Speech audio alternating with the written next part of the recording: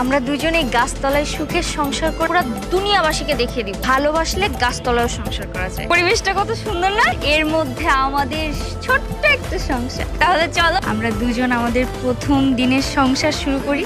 আর আমাদের বাবা মাকে তো দেখাইতে হবে, তাই না? গাছতলায় সংসার করে আমরা সুখে থাকতে পারবো। ডান ডান। একটা অর্ড্রপ কিনবো, একটা ড্রেসিং টেবিল কিনবো, চুলা কিনবো, হাঁড়ি পাতিল কিনবো, আর ছোট্ট একটা ফ্রিজ কিনবো। আর ফ্রিজের মধ্যে থাকবে আইসক্রিম। আমরা দুজন আইসক্রিম খেতে খেতে রাতে গল্প করবো। এখানে তো বিদ্যুৎই নাই, তুমি ফ্রিজ দিয়ে কি করবা? হ্যাঁ, এখানে তো বিদ্যুৎ নাই, তাও কথা। ছেলেটা আমার মান সম্মান কিচ্ছু না।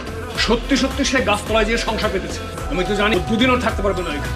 গাছতলায় সংসার পেতেছে আর তোমার কোনো ফিলিংস নাই।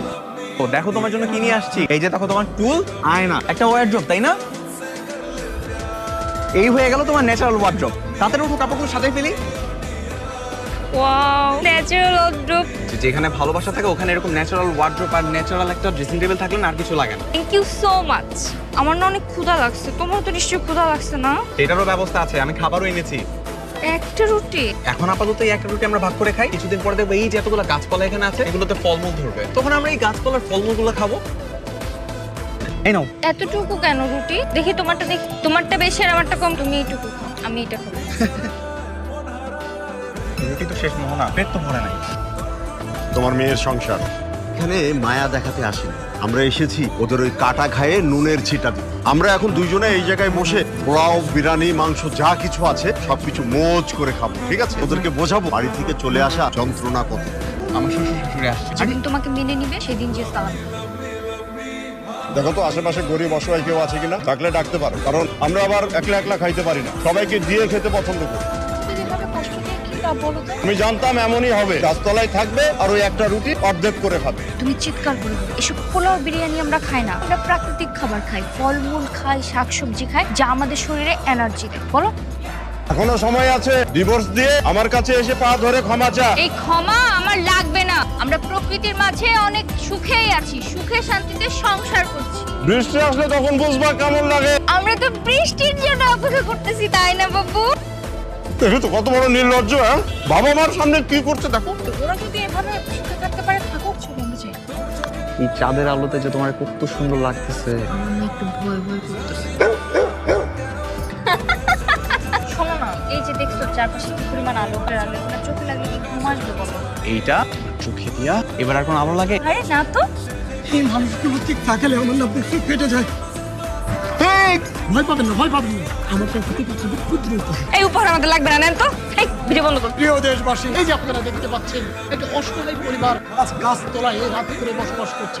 আমাদের কিচ্ছু চাই না, আমরা ভিখারি ঘরের ছেলে মেয়েরা। আপনি এখান থেকে যান, আপনার ভিডিও বন্ধ করেন। এই ভিডিও যেন কোথাও আপলোড না হয়ে যান।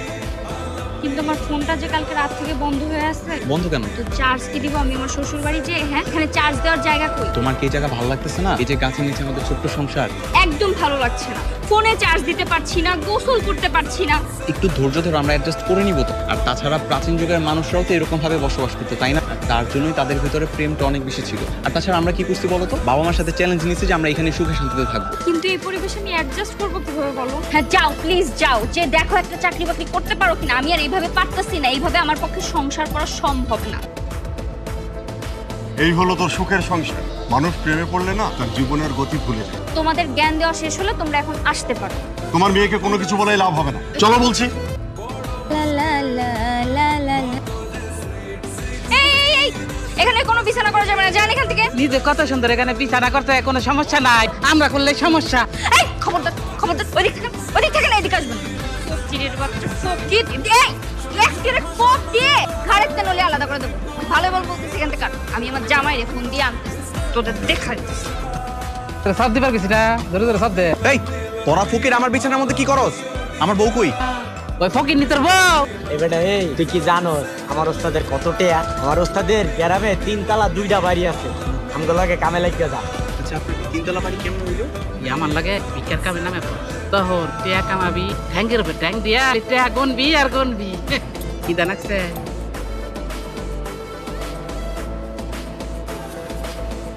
এই ফকিরের বাচ্চা, ফকির, তুই আমার বিছানায় কি করিস? এই বিছানায় ওদের বসতে দিছো তুমি, তাই না? এই ওঠ, বেরো। আপনার সামনে আপনার বউ আমার অপমান করে আর আপনি খাইতেছেন।